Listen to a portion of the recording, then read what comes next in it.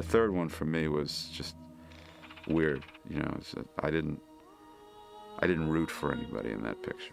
I don't think the time was taken to find somebody to really, really root for. And I think that's the only mistake of it, because it's impressive as hell to look at. But at the end of the day, you really need to, you know, invest an audience with a reason to care. Boy, I don't know. The third one was so nihilistic. I mean, that word really fits it. It's like it had so many negatives going for it. Like it kind of broke the back of when you have guys in prison that are there for real crimes, like, you know, rape and murder and all of these things. I mean, even Dutton's character had done some horrific things, and you were asked through the movie to be sympathetic to him. And then Sigourney is in there, and she's sleeping with the doctor who has injected and killed all these people, and everybody was such a kind of despicable character. And for Sigourney, in a way, in all her other movies, I'm not saying that we thought of her as a virgin, but we certainly thought of her as a pure soul, you know, a pure heart. And for her to suddenly be in a prison and falling, you know, getting weak to this guy was like, oh, ow. I've only seen it the once.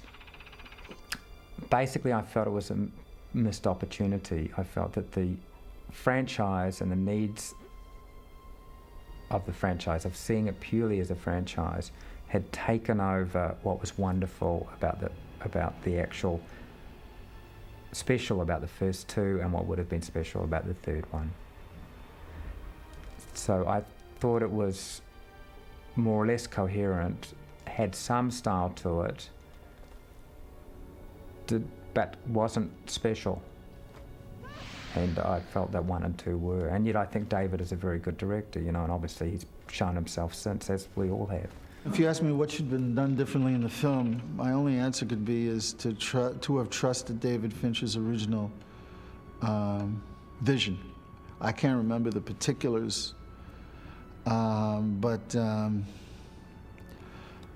you know, a lot of people like it, but I think they would have liked it much, much more if it were David's movie. I think he's been vindicated as well. I mean, not only that, I think the picture, from what I could see, was good. And I think as well, I'm glad to see that, you know, that the opinion of it amongst viewers and amongst just ordinary people in the last 10 years seems to have grown. You know, people's perception of it, people's regard for its qualities has actually improved. You know, it's become a picture that was perhaps, you know, now is viewed as very underrated. Everyone was, you know, saying, oh, the first and the second one were better. And it's like, well, maybe they were, maybe they weren't. I'm not quite sure. I do know that if this film wasn't following the other two, it would have probably gotten more acclaim than it did. Because I thought as a movie, as a standalone, it was great. Unfortunately, you're following in the footsteps of Cameron and Ridley's. Right. Tough shoes to fill.